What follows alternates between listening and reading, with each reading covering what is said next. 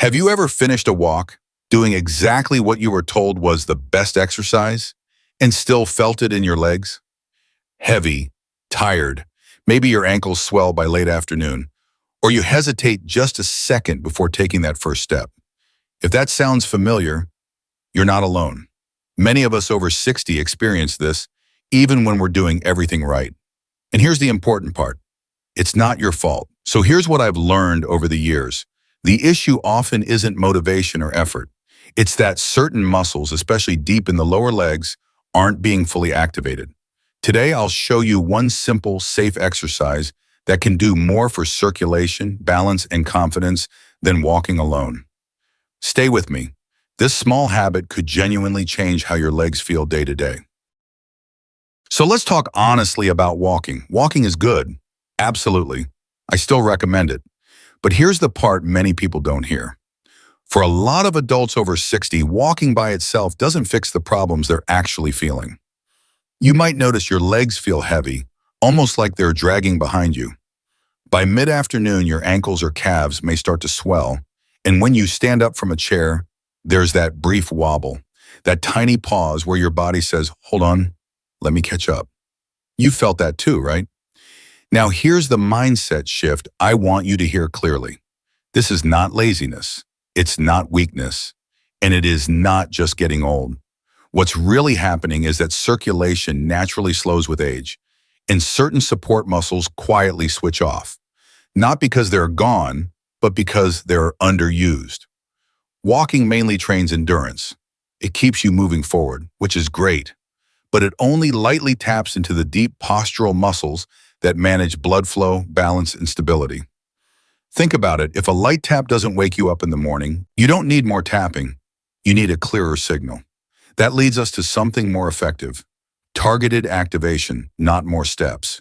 Now let's talk about a muscle most people have never heard of, but one that may be quietly shaping how strong, steady, and energetic you feel every single day. It's called the soleus. And once you understand what it does, a lot of things start to make sense. The soleus lives deep in your lower leg, underneath the larger calf muscle you can see in the mirror. You don't flex it to look strong. It doesn't help you sprint or jump. Instead, it does something far more important, especially after 60. Its main job is to help push blood upward from your legs back to your heart, working against gravity. That's why many scientists and doctors now call it your body's second heart.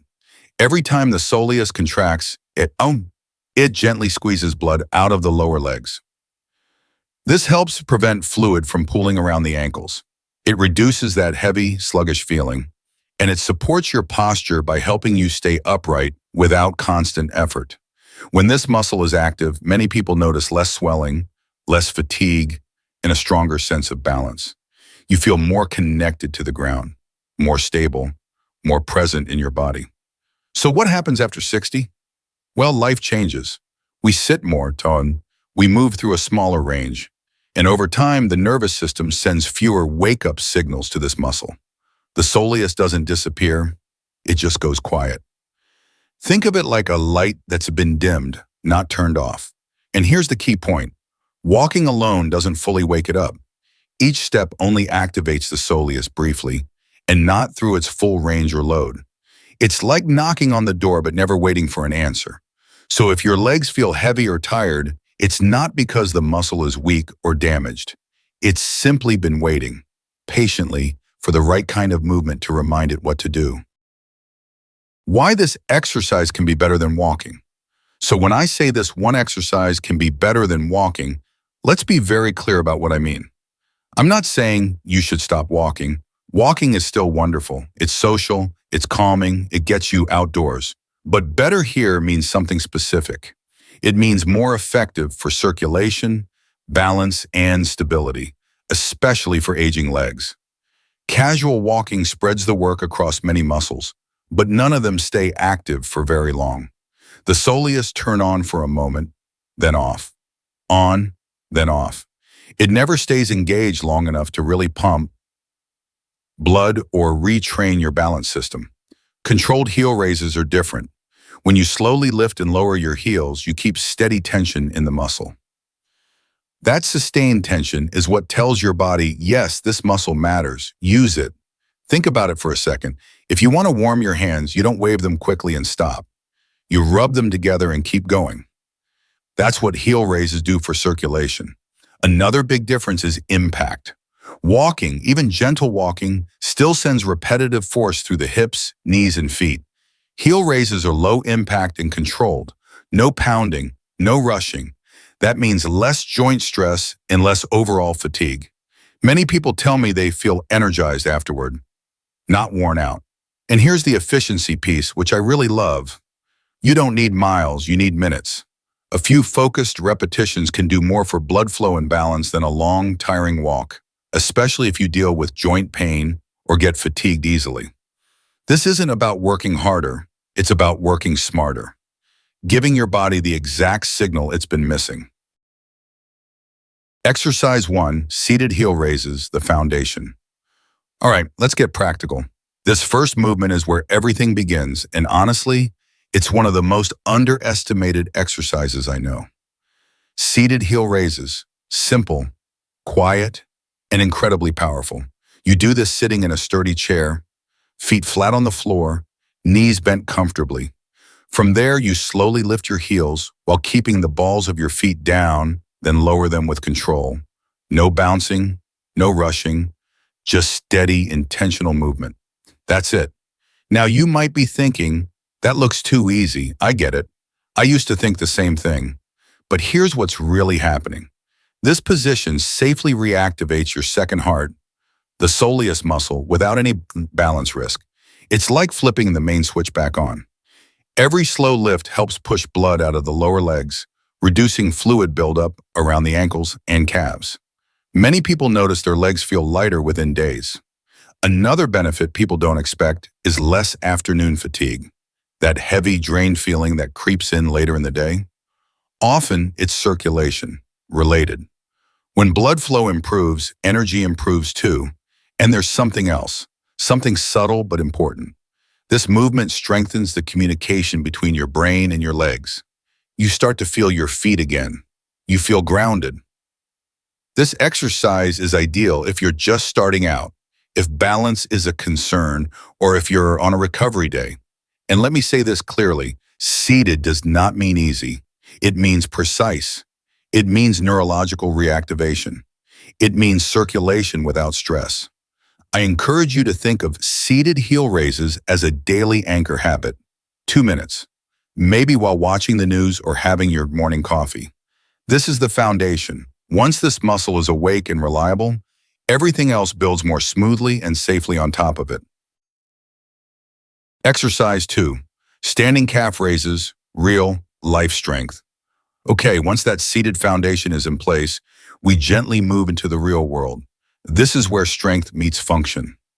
Standing calf raises take everything you've awakened and teach your body how to use it while upright, just like in daily life. For this one, you'll stand facing a countertop, the back of a chair, or a sturdy table. Rest your hands lightly on it, not to lean, just to feel safe. Feet about hip, width apart. From there, you slowly lift your heels, rising up onto the balls of your feet, then lower back down with control. Think smooth, think steady. Now here's what changes when you stand. Your full body weight comes into the picture. Suddenly, those deep muscles have a real job to do. Your ankles, knees, and hips begin talking to each other. And your balance system has to stay alert. This is no longer just about circulation. It's about coordination. The benefits show up quickly. Standing up from a chair feels more secure. Walking feels more confident. Your ankles respond instead of wobbling. And your knees feel supported, not strained. You're teaching your body how to hold you up, calmly and reliably. This is where proprioception comes in. That's a fancy word for something very simple. Your body's awareness of where it is in space. When proprioception improves, balance becomes more automatic. You don't have to think so hard about staying upright, and that's a big deal when it comes to fall prevention. Now let me emphasize something important. Slow control matters far more than how many repetitions you do. Racing through the movement teaches momentum. Moving slowly teaches intelligence. And intelligence is what keeps you steady on uneven ground, curbs, or stairs. This isn't a gym exercise. There's no prize for pushing harder. This is training for life, for standing, walking, reaching, and moving with quiet confidence. Exercise 3, bent, knee single, leg calf raise, deep stability.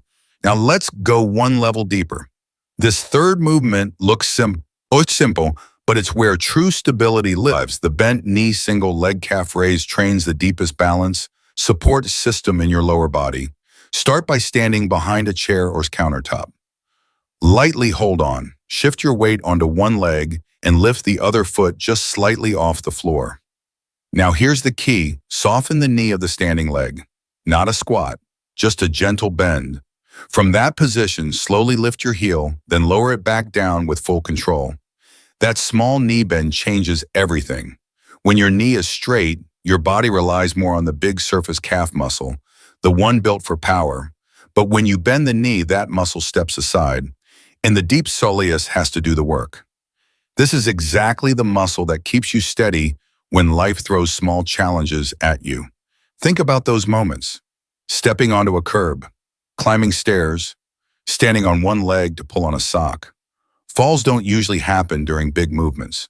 They happen during tiny shifts of weight. This exercise trains your body to handle those moments with calm control. The benefits are powerful. You're building fall prevention strength. You're improving ankle and knee alignment. And you're developing endurance, not explosive power. That's what I mean by smart strength. We're choosing control over momentum, intelligence over force. This deep muscle is designed to work all day. It's packed with endurance fibers. It doesn't want to jump or sprint. It wants to support you quietly for hours. And that makes it perfect for aging bodies.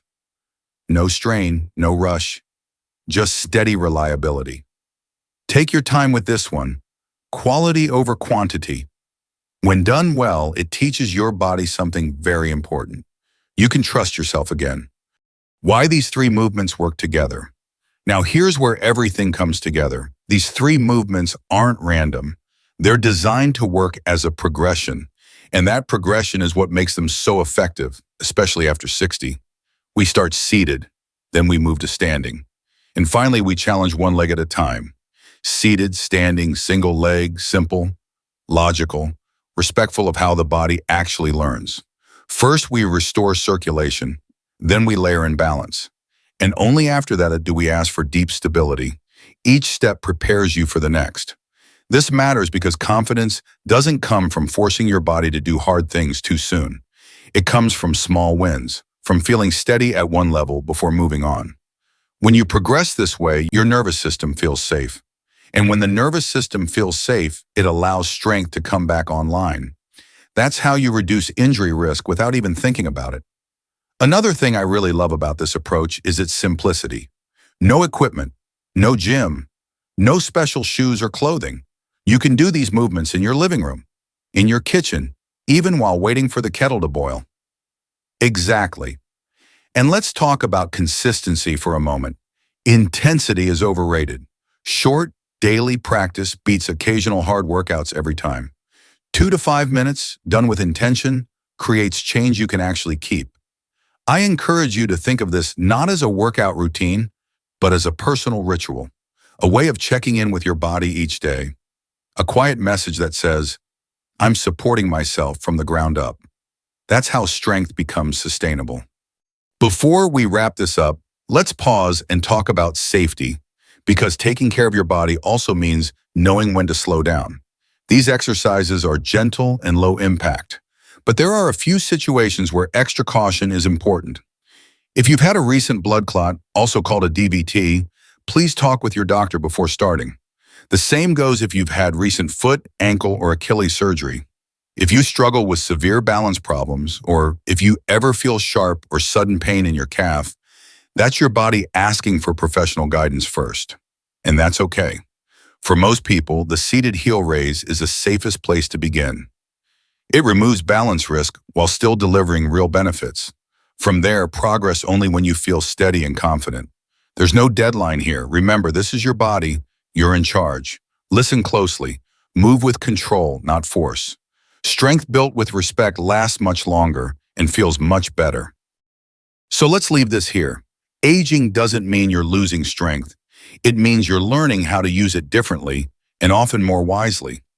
With these simple movements, you're supporting better circulation, steadier balance, and a renewed sense of confidence in your body. And maybe most importantly, you're protecting your independence. That feeling of control, that freedom to move without fear. Remember, big change doesn't come from big effort. It comes from small, intentional movements, done consistently.